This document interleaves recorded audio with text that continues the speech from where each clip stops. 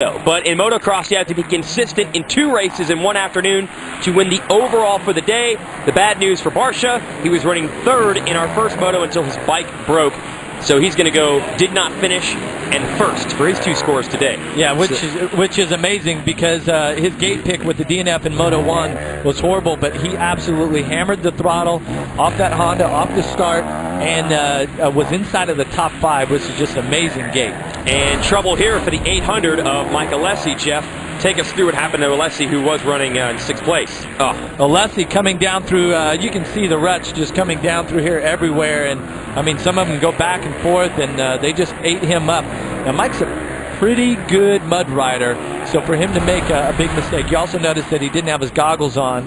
That definitely attributed to his lack of vision and lack of judgment there. So, okay, Barsha might win this second moto, but he had a bad Moto 1, so scratch him from contention for the overall. So what's the story for the overall? Let's explain this. Our first Moto winner, Ryan Dungey, couldn't get his bike going in Moto 2. He's coming through traffic now. He's in 13th. So scratch Dungey from a chance to win the overall today with a 1st and a 13th. The man who stands to possibly win the overall right now is Brett Metcalf, 3rd in Moto 1. He has just made the pass on Justin Brayton to take over 2nd. If he goes 3-2, he should edge Ryan Villapoto, who is looking at a 2nd in Moto 1 and a 4th in this Moto 2. There's Brayton, the 3rd place rider, on the number 10. Brett Metcalf could be in position to win the overall, and Jeff, you and I talked about it while we're at the break.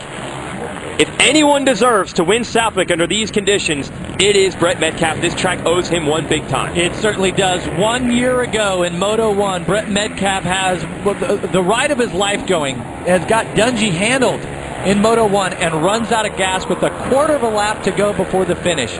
Just a heartbreaking moment for our friend Brett Metcalf.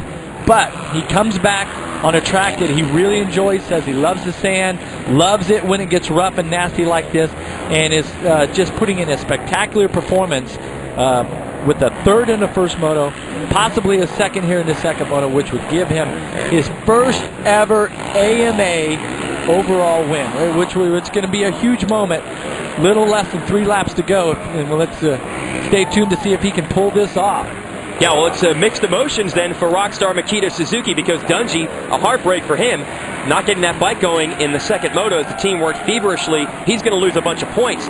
But on the other hand, Metcalf, his teammate, might win the race. Let's check out Villapoto here, who is running in 4th, just trying to collect points. Yeah, you talk about bittersweet for Suzuki. Oh, yeah. Yeah, they're glad to see Metcalf win, but they're still not going to be too pumped when this day is over. But Dungey's doing a good job. He's up to 12th. He won't lose too many points, actually, to Villapoto. Yeah, that's just what I was going to mention is last year we had that situation with Metcalf and Short who were battling, and they all, when it all went down, he didn't end up losing that many points because of the effort. I'm talking about Short.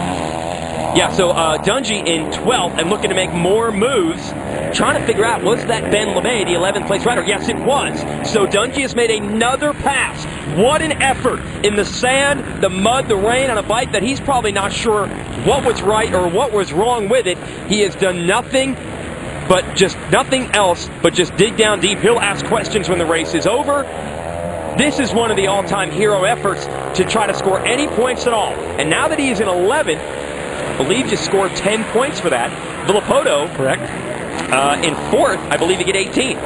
The Villapoto's only going to make up 8 points on him if it ends like this, and Dungey gained 3 on him in the first moto, so it'll only be a 5-point swing at the end of the day. Way to salvage it for Dungey, and there's still 2 laps to go. Yeah, but for Dungey, he had just made his way past LeMay, and it's not that far. Chisholm is in 10th, and Shane Sewell is in 9th, and Dowd's in 8th. And all 3 of those riders are fairly close to where Dungey is right now. And you never know if one of those riders might mistake Dungey as being the leader, right? So he comes by, there's... Good point.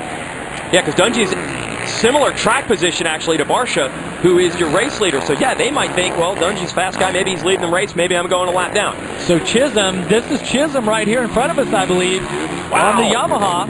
Dungey trying to get into the top 10 after not even starting this race. The leader had nearly completed an entire lap before they finally got the bike fixed and down to the start. And then Dungey took off. And here he is making the move on Chisholm. And that's going to put Ryan Dungey into the top 10. Are you kidding me?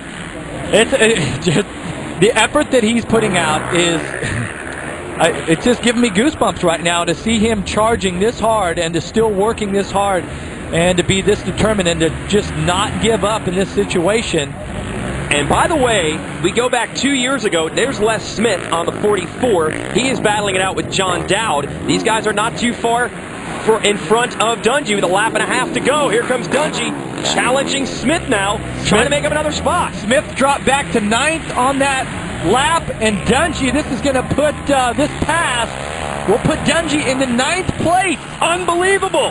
So Dungey has literally passed 31 riders because everyone had started the race before he did.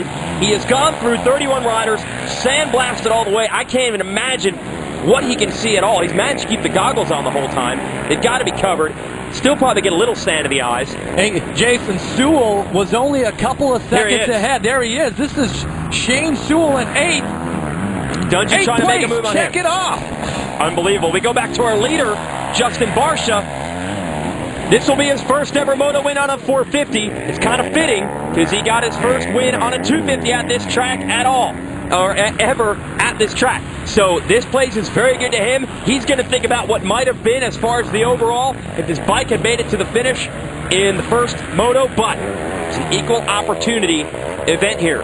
Even Ryan Dungey, he can't curse his bad luck at Southwick too bad because we go back to 2009 when he had a points deficit in the 250 class on Christoph Porcel, and it was Porcel who had the bike problems in the sand, and Dungey took advantage of that. So what Southwick give it, and take it away. And no one understands that better than Justin Barcia, who had a 3rd place finish in the first race, ripped from his hands due to bad luck, and he responds in Moto 2 and is looking for a victory on the last lap.